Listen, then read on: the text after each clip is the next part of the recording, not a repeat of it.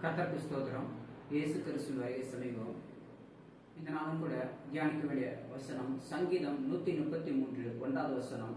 இதோ சகோதரர்கள் ஒருமித்து வாசம் பண்ணுவது எத்தனை நன்மையும் எத்தனை இன்பமான சொல்லப்பட்டிருக்கிறது. ஆமென். ஹல்லேலூயா. கர்த்தர் தாமே நம்மை வழிநடத்துவாராக. இந்த வசனத்துல சகோதரர்கள் ஒருமித்து வாசம் பண்ணுகிறது, ஒருமித்து கூடுகிறது, ஒருமித்து கர்த்தரை தொழுது கொள்கிறது எத்தனை நன்மையும் எத்தனை இன்பமுமான சொல்லப்பட்டிருக்கிறது. அதாவது அளவில்லாத நன்மையும் அளவில்லாத இன்பமும் அப்படின்னு சொல்லப்பட்டிருக்கிறது. அதனுடைய கர்த்தருடைய சமூகத்தில் ஒரு மன மகிழ்ச்சியும் அது நன்மை அளிக்கக்கூடிய ஒரு காரியமாக இருக்கிறது என்று சொல்லப்பட்டிருக்கிறது. மாத்திரமல்ல, மத்தேயு 18ஆம் அதிகாரத்துல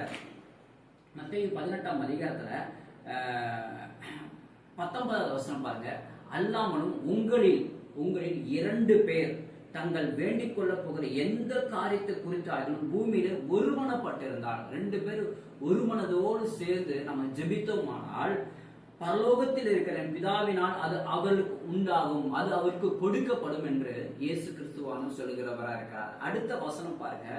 ஏனெனில் 2 பேராவது 3 பேராவது என் நாமத்திலே எங்கே கூடியிருக்கிறார்களோ, என் நாமத்தினாலே எங்கே கூடியிருக்கிறார்களோ அங்கே அவர்கள் நடுவில் நான் இருக்கிறேன். அவர் நடுவில் நான் இருக்கிறேன் என்றால் சொல்லப்பட்டிருக்கிறது. 2 பேர் 3 பேர் நிமித்தம், அந்த 2 பேருக்கு 3 பேருக்கு மேற்பட்டவர்கள் கர்த்தருடைய சமூகத்துல கர்த்தரை தொழுது கொள்ளும்படி கூடி ஜெபம் பண்ண விண்ணப்பங்களை ஏறெடுக்கும் போது அந்த விண்ணப்பத்துக்கு பதில் பிதாவிடத்தில் வரும் என்று சொல்லப்பட்டிருக்கிறது. அது மாத்திரமல்ல, நாமத்தினாலே எங்க 2-3 பேர் கூடி இருக்கிறார் அவங்க மத்தியில நான் இருக்கிறேன் என்று கர்த்தர் சொல்லுகிறவரா இருக்கிறார். இதுதாங்க நன்மை, இதுதான் இன்பம் சொல்லப்பட்டிருக்கிறது. இப்படிப்பட்டதான நன்மையும் இப்படிப்பட்டதான இன்பமும் எங்க உண்டாகும்னா பரலோகத்திலிருந்து உண்டாகும். அந்த இன்பமானது என்னதுன்னா பரலோகத்துல மனமகிழ்ச்சி களிக்கூறுதல் உண்டாகும் சொல்லப்பட்டிருக்கிறது. ஆனா இந்த ஐக்கியத்தை, இந்த ஒரு ஒன்று கூடி இருக்கிற ஜெப விண்ணப்பங்களையும் கர்த்தர் வாசம் பண்ணுகிற இந்த இடத்தையும் கெடுக்கிறதான் பிசாசன் கிரியை செய்கிறவனா இருக்கிறான். என்னன்னா குடும்பத்துல யாரும் ஒன்னா இருக்க, பிசாசனுக்கு என்ன தெரியுங்களா, குடும்பத்துல அதை 2 பேர் கர்த்தர் சொல்ல பாத்தீங்கன்னா 2 பேர் கூடி இருக்கணும்னு சொல்லிட்டு அந்த 2 பேர் ஒன்னா இருக்கக்கூடாது. அவனுடைய வேலையே என்னன்னா அங்க 2 பேர், ஏன்னா 2 பேர் ஒன்னா கூடி இருந்தா அங்க கர்த்தர் இருக்கிறாரு. இன்னொன்னு அவங்க ஜெபங்களை ஏறெடுப்பாங்க. அதாவது ஆவிக்குரிய பிள்ளைங்க நான் சொல்றது, நல்லா கர்த்தரை ஏற்றுக்கொண்டு கர்த்தருக்கு பயந்து இருக்கிறவங்க மத்தியில இப்படிப்பட்ட காரியங்கள் நடந்து கொண்டு இருக்காது. முதலாக ஆதாம் ஏவாள் கர்த்தரால் உண்டாக்கப்பட்டவர்கள். ஆனா பாருங்க, அங்க 2 பேர் இருந்தாங்க. ஆனா ஒருத்தவங்க தனியா போயிருக்கிறாங்க. அந்த இடத்துல பிசாசு கிரியை செஞ்சான். ஏவாள்கிட்ட கிரியை செஞ்சு கர்த்தரை எதை செய்யக்கூடாதுன்னு சொன்னா அதை செய்யும்படியான ஒரு காரியத்தை என்ன பண்ணாங்க, அங்க உட்படுத்தினான். அதற்கு அவங்க என்ன பண்ணாங்க, இடம் கொடுத்தாங்க. அப்ப நம்ம கர்த்தருடைய ஆவிக்குரிய வாழ்க்கையில இருக்கும்போது வசனத்தை நம்ம இருக்க பிடித்துக் கொள்ள வேண்டும். ஏசப்பாட்டா பிசாசு வந்தான், ஆனா ஏசப்பா நம்ம வசனத்தை கொண்டு ஜெயித்தவரா இருந்தார். அப்ப கர்த்தருடைய வார்த்தை, இந்த வார்த்தை சொல்லியிருக்கு சாப்பிடக்கூடாது அப்படின்னு கர்த்தர் சொல்லியிருக்கிறாருன்ற அந்த எண்ணமே அந்த இடத்துல அவங்கள்ட்ட இல்ல பாருங்க. பிசாசுக்கு அவங்க என்ன பண்ணாங்க, செவி கொடுத்தாங்க. அதனால அந்த ஏதேன் தோட்டத்துல இருந்து 2 பேர் என்ன பண்ணாங்க, வெளியில தள்ளப்பட்டாங்க. அதுக்கப்புறம் பாருங்க, அந்த 2 சகோதரர்கள், ஆதாம் ஏவாளுக்கு பிறந்த 2 சகோதரர்கள் காயின் ஆபேல். அப்ப பாருங்க, அவங்க குடும்பமா இருந்தாங்க. அவங்க சொன்னாங்க, இந்த காயின் முதல்ல பிறந்த பிறகு இது கர்த்தரால் எனக்கு கொடுக்கப்பட்டதாங்க ஒரு குழந்தை அப்படின்னு மாதிரி சொல்றாங்க. அதுக்கப்புறம் பாருங்க, பிசாசன் காயினை வஞ்சிக்கிறவனா இருந்தான். காயினை வஞ்சித்தான். கர்த்தர் சொல்றாரு, நீ நன்மை செய்தால் உனக்கு மேன்மை இல்லையோ அப்படின்றார். நீ நன்மை செய்யாது இருந்ததுனாலதான் உன்னுடைய காணிக்கை நான் அங்கீகரிக்கல அப்படின்றார். அப்ப என்ன நன்மை செய்யல, குடும்பத்துக்குள்ள ஒரு ஐக்கியத்துக்குள்ள அவன் என்ன பண்ணலாம், ஒரு நன்மை செய்யாத ஒரு நபராக காணப்பட்டான். ஒரு தீமை செய்கிறவனா இருந்திருக்கிறான். அது நிமித்தம் கர்த்தர் என்ன பண்ணார் அப்படின்னா அவனுடைய காணிக்கை அங்கீகரிக்கல.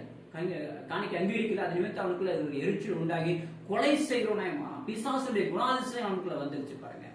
அடுத்தடுத்து பிசாசனம் ஒவ்வொரு குடும்பத்தையும் என்ன பண்ணான், கிரியை செய்து கொண்டே வந்தான்.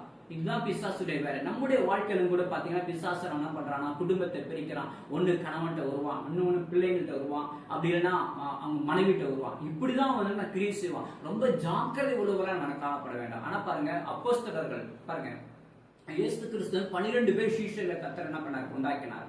அவர் மரித்து உயிர்த்தெழுந்த பிறகு என்ன பண்ணார் அப்படின்னா, உயிர்த்தெழுந்ததற்கு போறதுக்கு முன்பாகவே அப்போஸ்தலர் 1ஆம் அதிகாரத்துல 40 நாட்கள் இரவும் பகலும் அநேக காரியங்கள், ராஜ்யத்தை குறித்து அநேக காரியங்கள் என்ன பண்ண இரவும் பகலும் அப்போஸ்தலரோட பேசினாங்க. அவங்க ஒன்று கூடி இருந்தாங்க, அவங்களோட பேசினாங்க.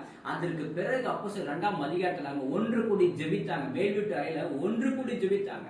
கர்த்தருடைய பிள்ளைகள் ஒன்று கூடி இருக்கணுங்க, ஒரு ஐக்கியத்தில் இருக்கணும், கர்த்தருடைய சிந்தனையில இருக்கணும், கர்த்தருடைய போதனைக்குள்ளாக காணப்படணும். ஒரு தனியா ஒரு டிராவல் பண்ணாலும் கூட, தனியா ஒரு இடத்துக்கு போக வேண்டிய சூழ்நிலை இருந்தாலும் கூட பிசாசு வஞ்சிக்கிறவனா இருக்கிறான்.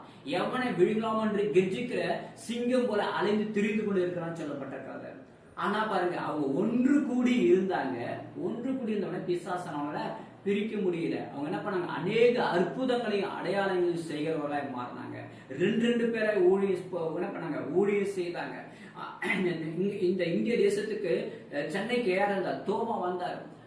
பவுல் உலகம் முழுவதும் 3 முறை கடந்து போனார், ஊழியம் செய்தார். ஒவ்வொரு பக்கமும் அங்க பேதுரு ஊழியம் செஞ்சாங்க. அப்புறம் பாத்தீங்கன்னா கர்த்தர் 70 பேரை நியமித்தார். 70 பேர் தனித்தனியா பண்ணாங்க, ஊழியம் செய்தாங்க. 2 பேரை பண்ணாங்க, ஊழியம் செய்தாங்க. இப்படிதாங்க நம்மளுடைய வாழ்க்கையில என்ன பண்ணோம், கர்த்தரோடு ஒருமித்து இருக்கிறவர்களாய் காணப்பட வேண்டாம். பிசாசனுக்கு அதிகாரம் கொடுக்கப்பட்டிருக்குங்க. அவன் வந்து என்ன பண்ண, நம்மளை வஞ்சிக்க முடியாது. அவனுக்கு அதிகாரம், அவனுக்கு சத்துவம் கொடுக்கப்பட்டிருக்க. வெளிப்படுத்த விசேஷத்துல பாத்தீங்க அப்படின்னா 13ஆம் அதிகாரத்துல 8வது வசனம் பாருங்க.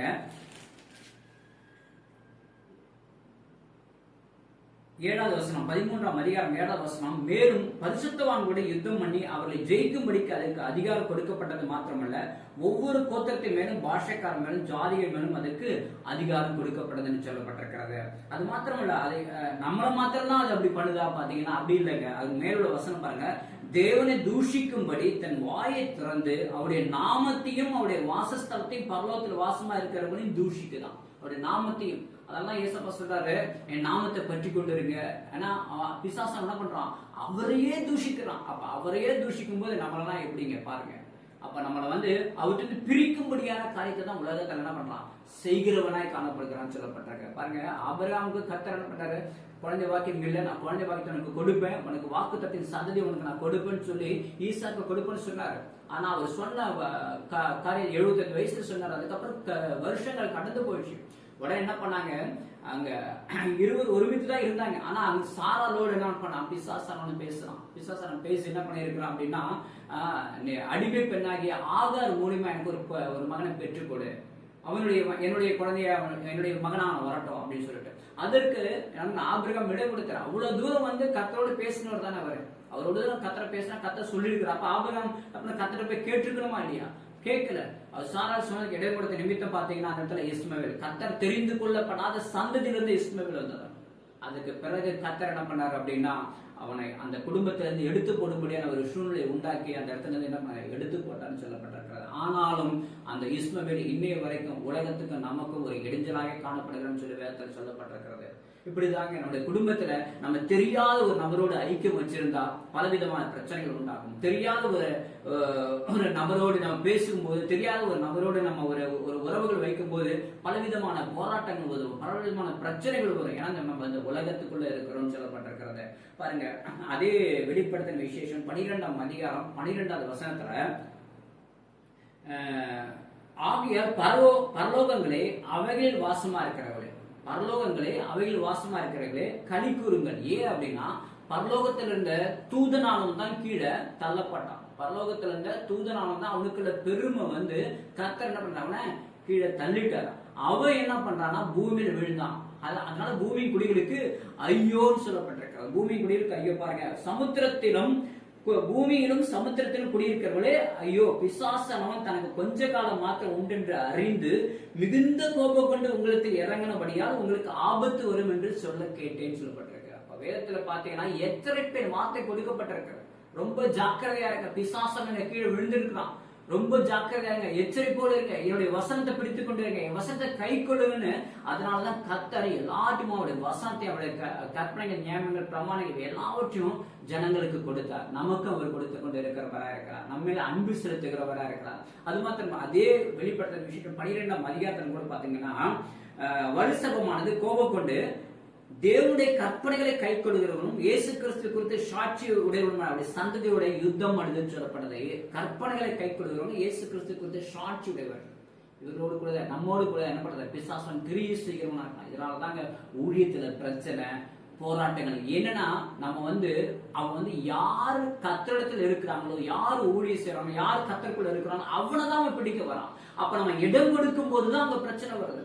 பிசாசுக்கு இடம் கொடுக்கும் போது பிரச்சனை வருது. கர்த்தருடைய வார்த்தை இடம் கொடுத்து கர்த்தர் வசனத்தை பேசுறது போல நம்ம பேசணும் அப்படின்னா பிசாசு அவன ஓடி போவான். நம்ம கர்த்தருக்குள்ள நிலைத்திருங்க, ஒருமித்து இருங்க, நாமத்துக்குள்ள இருங்க, ஜபங்களை ஏறிடுங்க, பிசாசுக்கு இடம் கொடாதீங்க. கர்த்தர் உங்களை என்ன பண்ண காத்துக்குள்ள, நீங்க கர்த்தருக்குள்ள கர்த்தருக்குள்ள ஆசீர்வதிப்பார். ஆமென். அல்லேலூயா.